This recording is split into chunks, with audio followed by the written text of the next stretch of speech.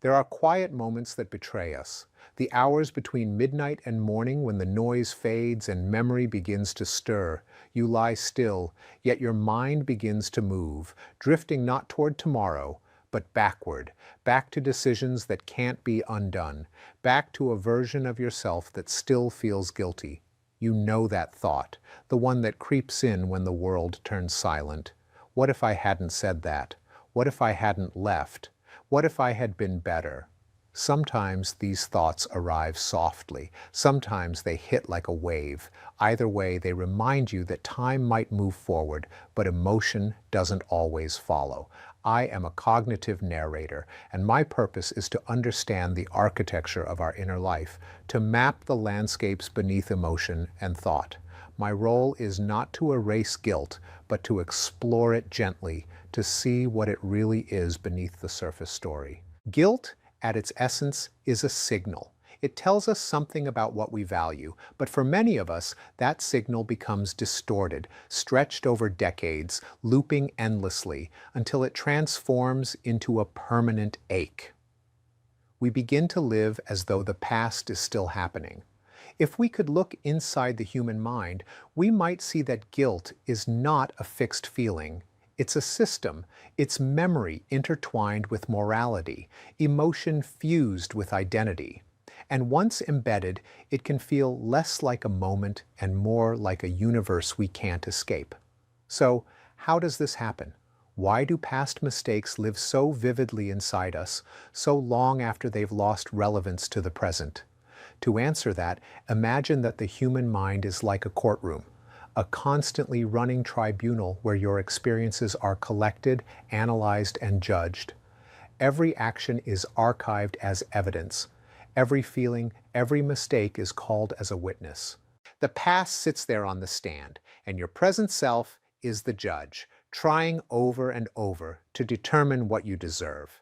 But here's the strange part. The evidence we use in this inner courtroom isn't factual. It's rewritten every time we replay it. And the jury? It's never really dismissed. Guilt's persistence isn't proof of moral failure. It's proof of how the mind processes memory. It is built into our cognition, sustained by specific psychological mechanisms that evolve together in an intricate loop. 4 of them are especially powerful: reconstructive memory, rumination, counterfactual thinking, and self-compassion, the last not as a cause, but as the healing counterbalance to all that came before. These are the levers beneath our feelings of guilt. Understanding them, truly understanding them, doesn't just explain why we can't let go, it shows us how to stop carrying what no longer belongs to us. Let's begin there, with the first mechanism, how memory turns from record to rehearsal. To understand guilt, I often return to a woman I once interviewed. Let's call her Clara. When Clara was 27, she ended a relationship in the middle of an argument. Her partner begged for another chance. She refused. 2 months later, he died in an accident. She remembers his last words vividly and hates herself for them. She's told that story so many times, to therapists, to friends, to herself, that the dialogue feels sharper than reality. Her voice shakes when she speaks of it, though she's nearly 50 now. When she says, "It still feels like it just happened," she isn't exaggerating.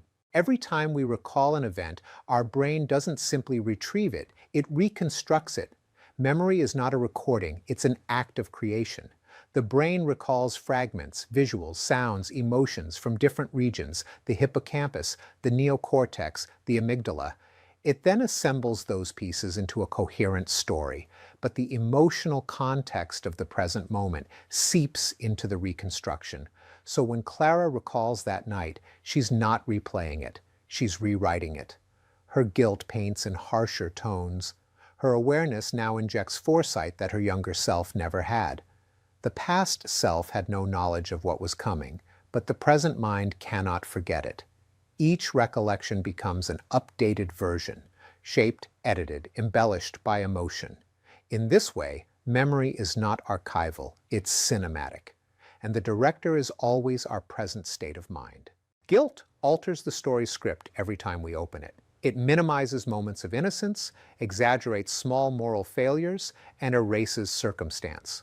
Over time, what we remember most clearly is not the event, but our judgment of ourselves. This, paradoxically, is how trauma rewires itself. The actual event may fade, but the emotion sustains through reconstruction. Now imagine that mind returning to the same scene every night, ruminating. Rumination is the second mechanism. It's when the brain tries to finish a story it never can. Cognitive scientist Susan Nolan Hoeksema described rumination as the compulsive, focused attention on the symptoms of distress and on its possible causes and consequences rather than on its solutions. When you ruminate, you trick your brain into believing you're problem solving. But guilt doesn't offer solvable problems. It creates circular reasoning. Clara's thoughts sound like this. What if I had called him that night? But why didn't I? What kind of person doesn't? Each time her mind loops, she confuses analysis with atonement. But there is no resolution because the problem no longer exists in reality. It's a conceptual ghost. Her mind, however, doesn't distinguish. From a neurological lens, rumination reinforces the neural circuits of pain. When we ruminate, the default mode network, the brain system responsible for self-referential thought, goes into overdrive. Regions like the medial prefrontal cortex and posterior cingulate become symphonies of self-focus. The more you revisit the story, the thicker those neural pathways grow, strengthening shame's grip. It's fascinating. Your brain rewards repetition. It turns cognitive activity into habit. So rumination doesn't just revisit guilt, it reproduces it faster each time. And then hindsight bias enters, the third unseen hand in guilt's design. Once you know an outcome, your mind retroactively assumes you should have predicted it. You look back and believe the signs were clear. Of course he was struggling. Of course she was hurting. Of course I should have seen it. This illusion of predictability builds a false sense of moral clarity. It obscures the truth that our knowledge then was incomplete. Every decision from your past was made by someone with a smaller data set, different awareness, different fears, different limitations.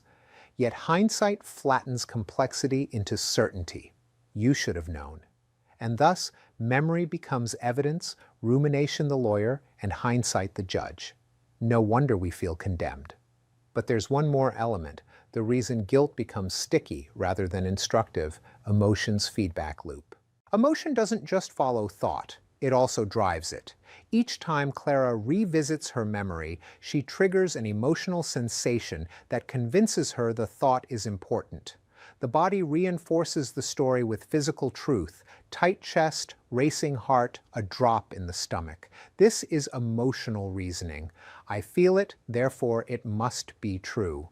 With emotion acting as proof, guilt becomes self-sustaining. This is why even logical reassurance, "it wasn't your fault," rarely soothes us. The emotion feels stronger than logic because it is embodied. The nervous system holds the guilt long after the narrative should have faded. Science can show us the mechanics, but understanding can only take us so far before we must look at what guilt is trying to tell us emotionally. To do that, we move from the courtroom into something deeper: the world of imagination and the emotional weight of what if. At the center of every guilt story lies a sentence that begins the same way. What if? What if I had chosen differently? What if I had been stronger, kinder, wiser? These what ifs are the soul of counterfactual thinking, the brain's extraordinary ability to imagine alternative versions of reality. This ability is uniquely human. It's what allows us to dream, innovate, and plan. But it also births anguish when turned backwards toward regret. Counterfactual thinking activates the brain's same networks used in creating fictional worlds: the prefrontal cortex, the hippocampus, the posterior parietal regions. We use imagination as a time machine, simulating choices that never happened but feel as real as memory. In guilt, those simulations are relentless. They seem redemptive. Maybe if I keep imagining the better version, I'll find peace. But the opposite happens. The more alternate realities we invent, the more painful the real one feels. Clara once said to me, "In my mind, I've lived 100 different versions of that night, but in every one, he still isn't here." That's what counterfactual thinking does. It creates infinite versions of yourself, but none that can actually exist. The emotional core of guilt is mourning, the mourning of alternate selves. We grieve the version of us who did better. We feel the loss of what that person would have achieved, learned, repaired. And because that version never lived, the grief becomes eternal. Layered beneath that grief lies negativity bias, the evolutionary tilt of our brains to fixate on negative experiences. We remember failures more vividly than success because our ancestors' survival depended on it. But in modern life, where physical threats are rare, the bias turns inward. Our regrets, though cognitive, activate primitive fear circuits. The amygdala, designed to detect danger, treats emotional failure as threat. So the body responds to guilt as if something dangerous is happening right now. This is the haunting many feel after decades. Nothing external is wrong, yet the body behaves as though the threat remains. And still, guilt carries something sacred. It means our conscience developed. It means we care. Guilt is proof of moral evolution. It's the mind's way of saying, "I've grown enough to see." That awareness is both punishment and possibility. If we can transform guilt from self-condemnation to self-recognition, if we can see it as the moment our values came into focus, then the same emotion that once chained us can lead us toward growth. But to do that, we must step outside the courtroom of the past and become the author instead of the judge. That's where the final act begins, not with forgetting, but with rewriting. No matter what your guilt whispers, you are not bound to one interpretation of your life. Your story is an evolving manuscript, and within that manuscript lies an overlooked truth. Every time your mind revisits the past, it gives you a chance to rewrite meaning. This is where narrative identity becomes essential, the understanding that our sense of self is not a collection of facts, but a continuity of stories. We define who we are based on the way we assemble experiences into narrative. Change the story, and you change who you believe yourself to be. It sounds almost philosophical, but neuroscience supports it. The same regions that reconstruct memory, particularly the hippocampus, are active when imagining the future. The mind doesn't clearly distinguish between reflection and projection. Therefore, reinterpreting the past alters how your brain maps future identity. That's not poetry, it's biology. So how do we rewrite the story of guilt? The first step is perspective reversal. Remind yourself that your past self was operating with limited awareness. The present self who judges now didn't exist then. What feels obvious now was once hidden. This isn't failure, it's chronology. Then comes dialogue.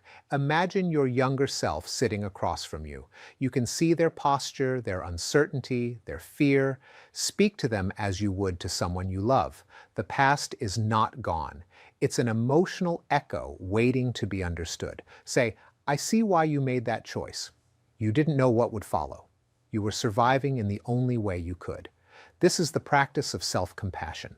It isn't self-pity. It's recognition of common humanity. It says, "I suffer, but I am not unique in suffering." It reconnects moral growth with self-kindness. When you treat yourself like a person instead of a verdict, guilt begins to dissolve.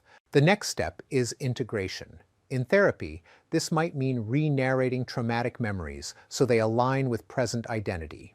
In daily life, integration simply means talking differently about your past. Replace moral absolutes with dynamic ones. Instead of "I ruined everything," try "I learned something costly but profound." Instead of "I can never forgive myself," say "I am slowly learning what forgiveness requires." Language isn't decoration. It shapes perception. Internal dialogue rewrites emotional circuitry. Every compassionate phrase carves new synaptic roots, allowing the self to evolve beyond regret.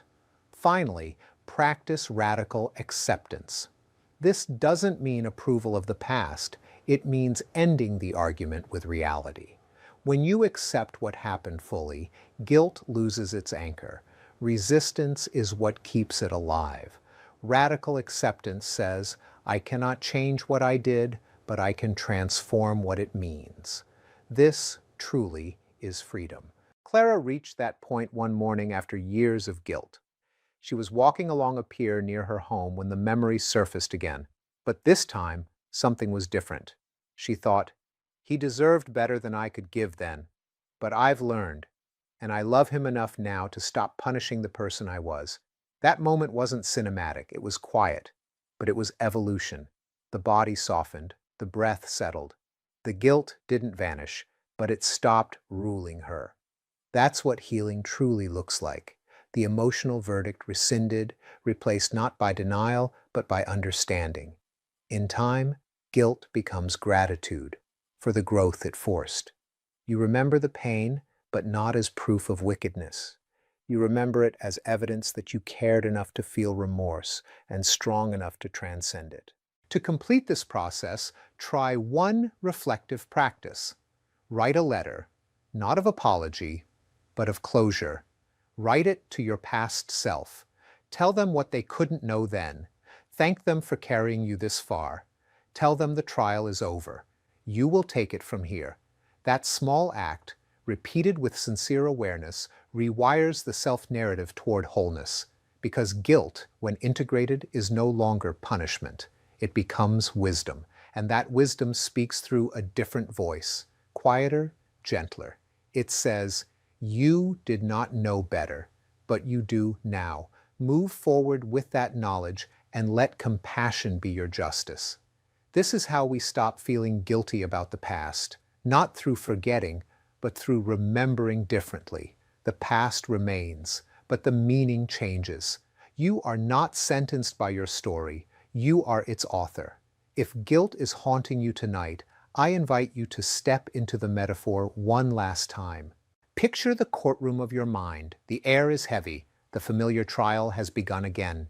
Look around. The prosecutor of memory holds the same photos, the same arguments. The defendant, your past self, waits, trembling as always. But this time, something shifts. You, the conscious witness, walk in not as the judge, but as the narrator. You watch the trial unfold, and instead of deliberating, you simply observe. You see now that the evidence was never pure. It was emotional, shifting, reconstructed. You understand that guilt has been trying all along to protect your morality, but it's time to thank it and release it.